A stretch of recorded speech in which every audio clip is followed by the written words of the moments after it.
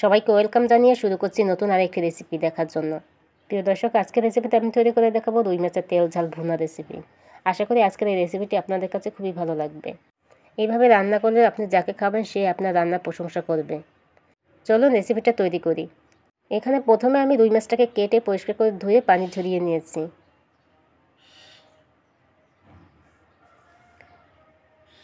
এখন ভাজার জন্য দিয়ে দিচ্ছি হলুদ গুঁড়া 1 চা চামচ, মরিচ গুঁড়া দিয়ে দিচ্ছি 1 চা চামচ,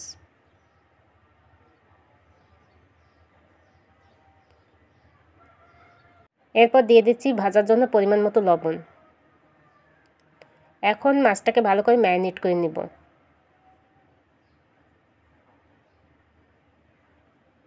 প্রিয় দর্শক, আমি মাছটাকে ভালো করে মাখিয়ে নিয়েছি, এখন ভেজে নিব। ভাজার জন্য কড়াইতে দিয়ে দিচ্ছি পরিমাণ মতো তেল।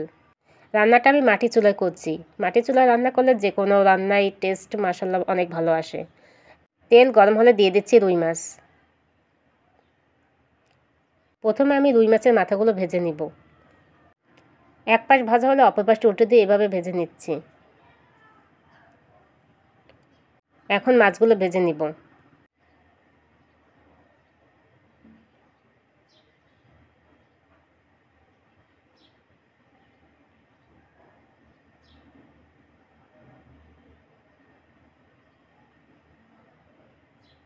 ভাজা হলে এখন চলে যাচ্ছি রান্নায়।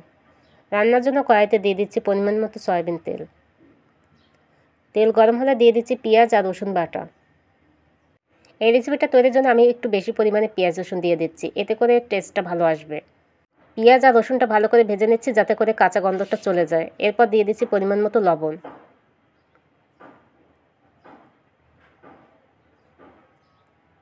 এখন নেড়েচেড়ে একটু ভাজা ভাজা করে নিব। ভাজা হলে দিয়ে দিচ্ছি সামান্য একটু পানি।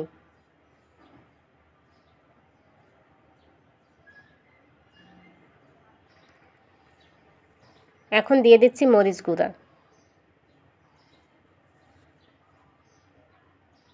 আমি 1.5 চা চামচ পরিমাণ মরিচ গুঁড়া দিয়ে দিচ্ছি।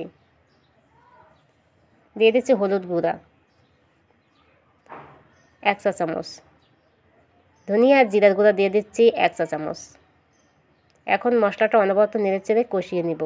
কষানো হলে দিয়ে দিচ্ছি পরিমাণ মতো পানি।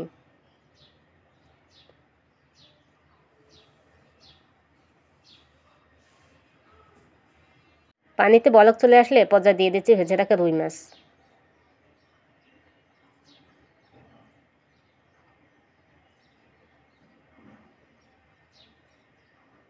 এরপর ঢাকনা দিয়ে ঢেকে রান্না করে নিব।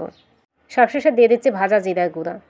প্রিয় দর্শক, আমাদের রেসিপিটি পুরোপুরি কমপ্লিট হয়ে গেল। আমাদের অসাধারণ স্বাদের রুই মাছের তেল ঝাল ভুনা রেসিপিটি একবার হলেও বাসায় ট্রাই করবেন। অসম্ভব মজার হয় রেসিপিটি ট্রাই করলে অবশ্যই জানাবেন। কোনো প্রশ্ন থাকলে কমেন্টে লিখতে পারেন, আমি সব কমেন্ট পড়েও রিপ্লাই দেওয়ার চেষ্টা করি। রেসিপিটি ভালো লাগলে পরবর্তী রেসিপিগুলো দেখার আমন্ত্রণ জানিয়ে আজকের মতো বিদায় নিচ্ছি। আল্লাহ হাফেজ।